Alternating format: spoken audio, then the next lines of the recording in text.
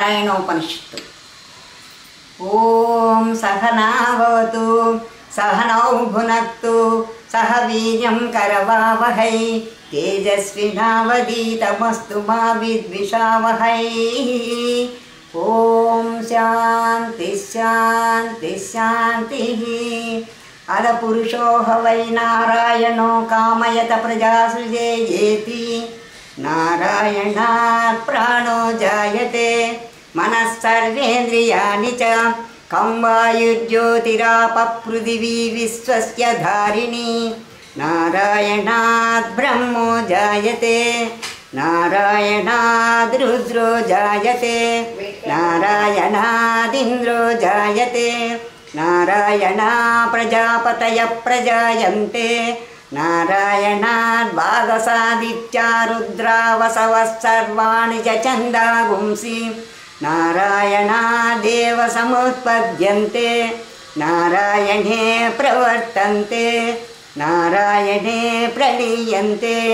ॐ मदनित्यो नारायणः ब्रह्मा नारायणः शिवश्च नारायणः शक्रश्च नारायणः द्यावा पृथिव्यो च नारायणः कालश्च नारायणः दिशश्च नारायणः ऊर्ध्वश्च नारायणः अधश्च नारायणः अन्तर्बहिश्च नारायणः। नारायण एवेदगं सर्वं यद्भूतं यच्च भव्यं निष्कलो निरञ्जनो निर्विकल्पो निराख्यातः शुद्धो देव एको नारायणः। अद्वितीयोऽस्ति कश्चित् एवं वेद सविष्णुरेव भवति सविष्णुरेव भवति।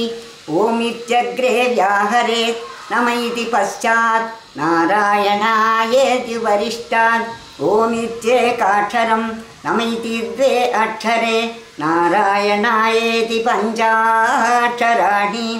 एतद्वै नारायणस्याष्टाक्षरं पदं यो ह वै नारायणस्याष्टाक्षरं पदमध्येति अनपब्रुव सर्वमायुरेति। विन्दते प्राजापत्यगं रायस्पोषं गौपत्यं ततो मृतत्वमश्नुते ततो मृतत्वमश्नुते इति। एवं वेद प्रत्यगानन्दं ब्रह्मपुरुषं प्रणवस्वरूपम् अकार उकारमकार इति तानेकदा समभरत्तते तदोमिति। यमुक्त्वा मुच्यते योगी जन्म संसारबन्धनात्। ओम नमो नारायणायेति मन्त्रोपासकः वैकुण्ठभुवनलोकं गमिष्यति। तैतं परं पुण्डरीकं विज्ञानधनं तस्मात्तदिदावन्मात्रं ब्रह्मण्यो देवकीपुत्रो ब्रह्मण्यो मधुसूदनो। सर्वभूतास्तमेकं नारायणं कारणरूपमकारपरब्रह्मो। एतदर्वशिरो योदीते प्रातरदीयानो रात्रिकृतं पापं नाशयति सायमदीयानो दिवसकृतं पापं नाशयति। माद्यन्दिनमादित्यादिमुखोदीयानः पञ्चपातकोपपातका प्रमुच्यते। सर्ववेदपारायण पुण्यं लभते नारायण सायुज्यमवाप्नोति नारायण सायुज्यमवाप्नोति।